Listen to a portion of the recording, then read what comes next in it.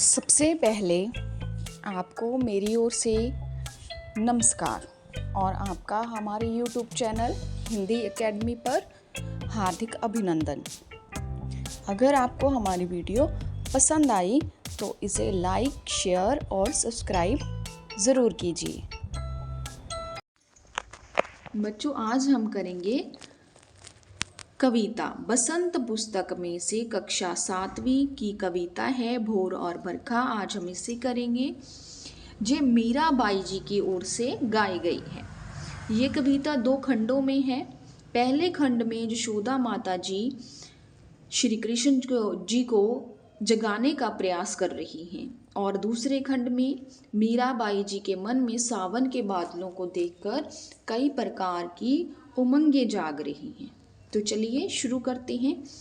जागो बंसी वारे ललना, जागो मोरे प्यारे, रजनी बीती भोर भयो, घर घर खुले किवारे, गोपी दही थामत सुनियत है, कंगना के झनकारे, उठो लाल जी भोर भयो, सुर नर ढाडे द्वारे, ग्वाल बाल सब करत कुलहाल, जय जय शब्द उचारे, माखन रोटी हाथ मोलिनी, गौवन के रखवारे, मीरा के प्रभु गिरधर नागर, शरण आयो को तारे।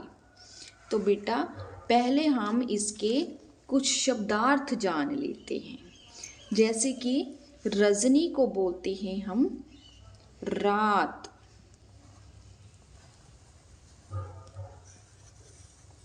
और भोर को बोलते हैं सुबह,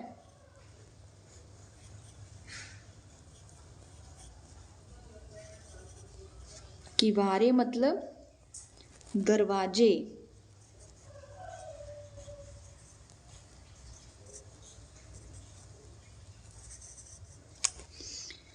गोपी दही धाम सुनत सुनना,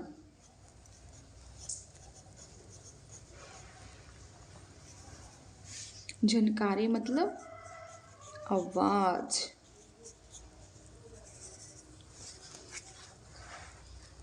सुर मतलब देवता, नर आदमी,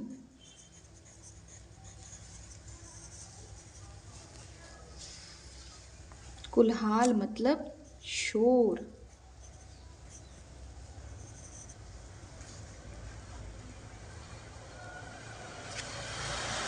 गिरधर श्री कृष्ण जी,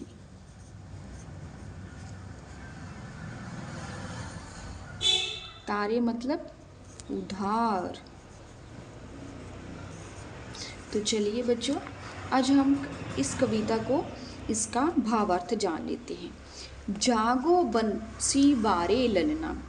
तो इस कविता में मीराबाई जी की द्वारा गाई हुई कविता में यशोदा माता जी श्री कृष्ण को कहती हैं, जागो बंसी बारे ललना। यशोदा माता जी कहती हैं कि बंसी बारे मेरे प्यारे ललना, जागो मोरे प्यारे, मेरे प्यारे लाल तुम नींद से जाग जाओ। श्री कृष्ण जी को यशोदा माता जी प्यार से जगाती हुई कहती कि मेरे बंसी बारे लल्ला, मेरे प्यारे लल्ला तुम जाग जाओ। रजनी बीती, वो कह रही हैं कि रात बीत चुकी है। भोर भयो है, सुबह हो चुकी है। घर घर के खुले किवारे, हर घर के दरवाजे जो कि है खुल चुके हैं। गोपी दही धामत सुनात, कहते जो तुम्हारा प्रिय भोजन है दही, वो गोपियां बनाना शुरू कर चुकी हैं।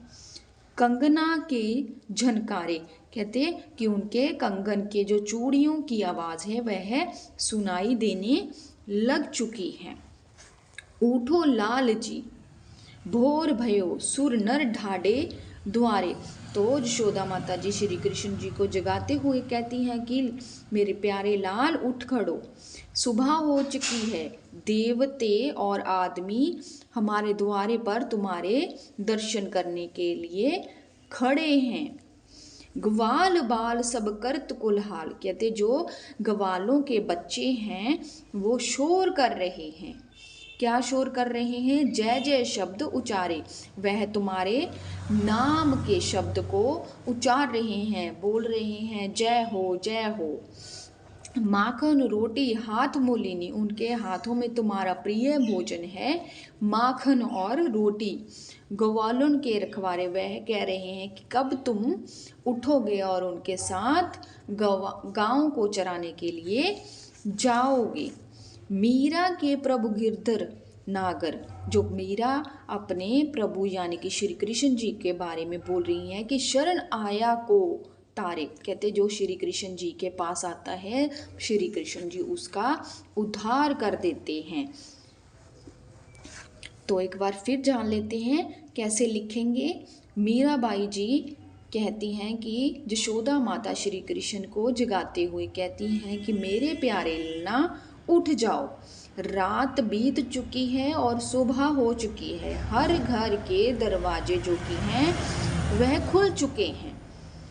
गोपियाँ दही माखन बनाना शुरू कर चुकी हैं और उनके चूड़ियों की आवाज़ सुनाई देने लगी है।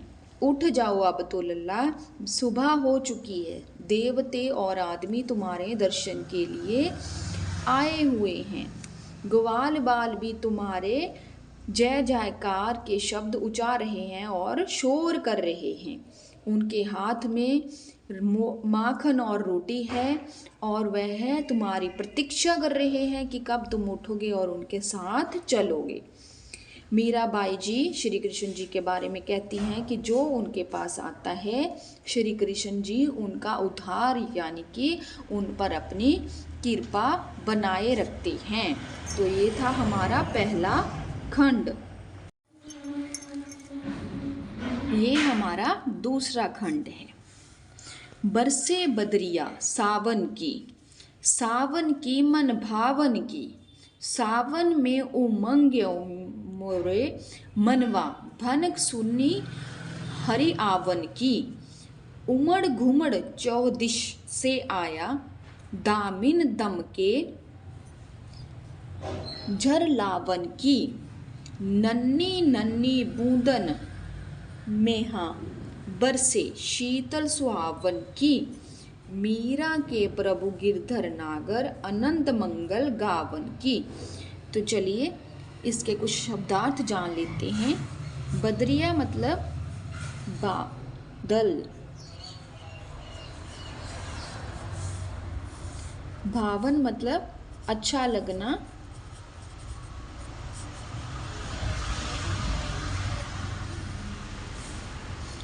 उमंग मतलब इच्छा,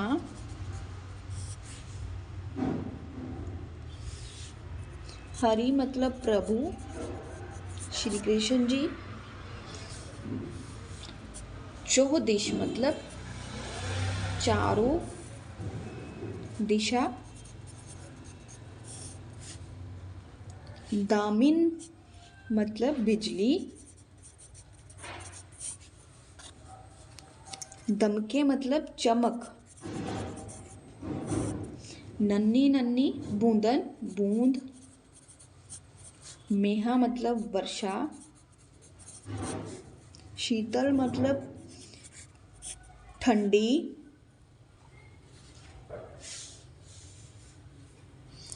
तो चलिए अब हम इसका भावार्थ करते हैं। बरसे बदरिया सावन की, मीराबाई जी की कहती हैं कि जो सावन के बादल हैं वह बरस रहे हैं।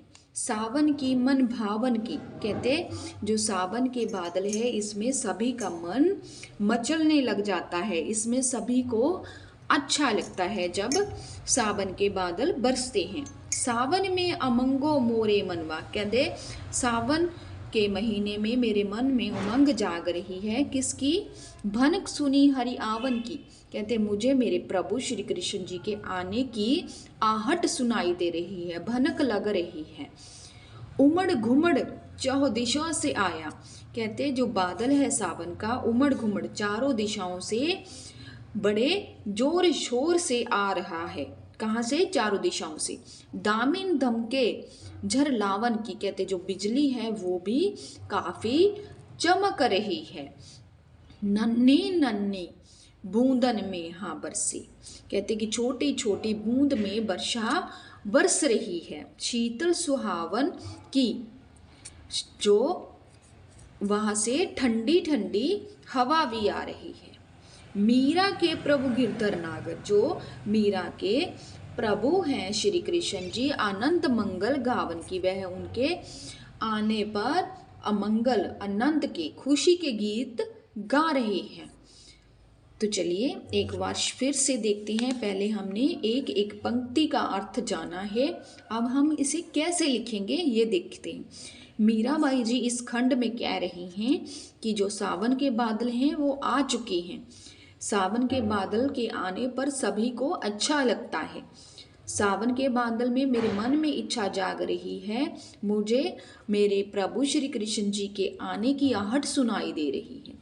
जो सावन का बादल है चारों दिशाओं से उमड़ घुमड़ कर यानी कि जोर शोर से आ रहा है और बिजली भी चमक रही है। छोटी छोटी बूंदें भी बरस रही हैं और हवा जो है ठंडी ठंडी चल रही है। मीरा जी अपने प्रभु श्री कृष्ण जी के आने पर खुशी के जो गीत हैं वह गा रही है। तो बेटा आप सभी इस कविता को समझकर अच्छी तरह इसके भावार्थ जानिए। आज की वीडियो के लिए धन्यवाद।